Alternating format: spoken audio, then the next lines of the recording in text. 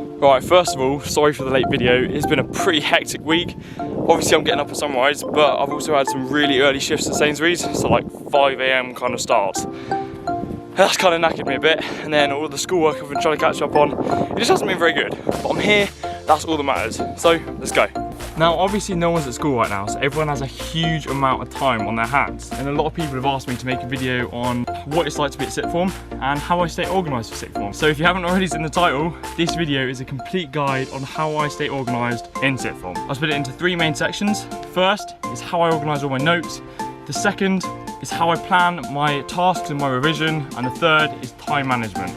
Now, A-levels is a massive step up from GCSE, and especially if you're doing 4 and have loads of other priorities like gym, football, socialising, etc., it can be a task. Now, there is a wasp breeding on my phone. Okay, so a quick disclaimer, all of this that I'm doing might seem like a lot, but in reality, each task only takes a few minutes at a time and saves you a whole lot more. And actually, in doing all of this, I can now get everything that I need to done within the time that we are actually in sixth form, leaving me the rest of the day to do whatever I want. I usually spend this going to the gym, seeing friends, socialising, doing a bit of extra work, or literally whatever I want. So if you're in year 11, even year 10 or even 12, keep watching because I'm sure there's going to be some valuable information that's going to help you get organised and get on top of everything that you're doing. Alright, let's go.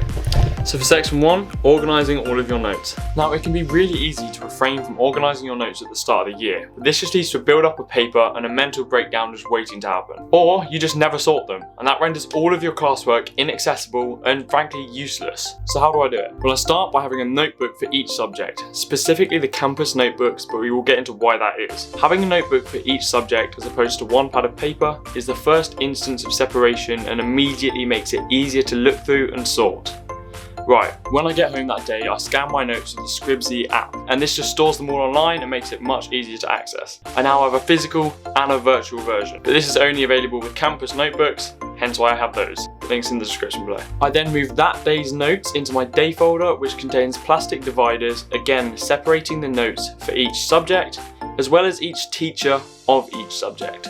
At A-level, you usually have more than one teacher per subject, with each teaching different topics, so it's good to keep them separate as it makes it easier to sort later on. I also have a plastic wallet within each of these divisions just for homework, so that it's incredibly easy to find when I actually need it. This day folder also has sections for work experience, EPQ, volunteering and uni, etc.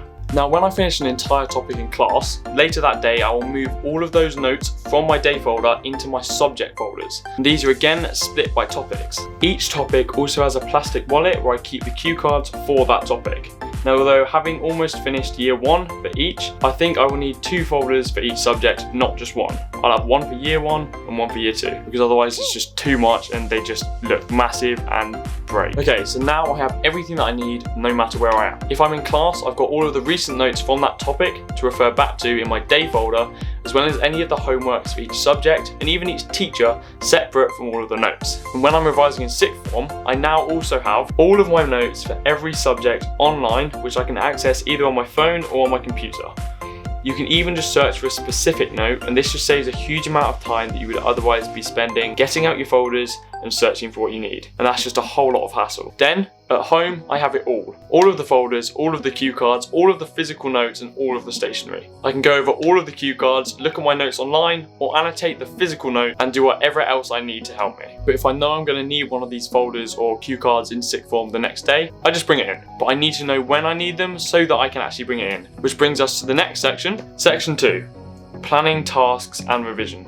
Now, I've actually made a video on this more generally, and if you want to watch that, click in one of those corners, I can't remember which, but I basically explain everything that I do to stay organised and productive more generally. Right, so first of all, download a task management app. I personally recommend Microsoft To Do because it lets you group tasks into subjects, topics, and then subtopics. With a task management app, you can quickly note down anything you need to do in lessons, during revision, or literally whenever you realise you need to do it.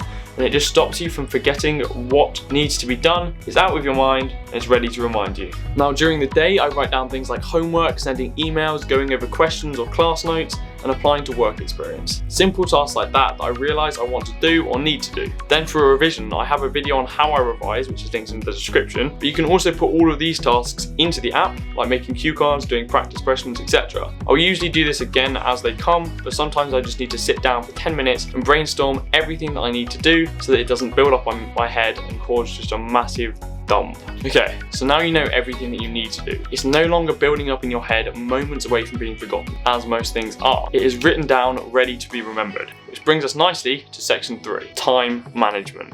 Okay, so we now have everything that we need to do. It's now time to plan. First of all, get a diary or calendar or something, and at the start of every month or week or whenever, write down in this diary or calendar all of the tasks that need to be done on a specific date or time, like gym, meetings, nights out, etc. This makes sure we don't plan over this time and we can build the rest of our schedule around them. Secondly, at the end of each day, plan your next day. In your diary or calendar, take tasks from Microsoft To Do or whatever app you use and plan to do them in the time that you have.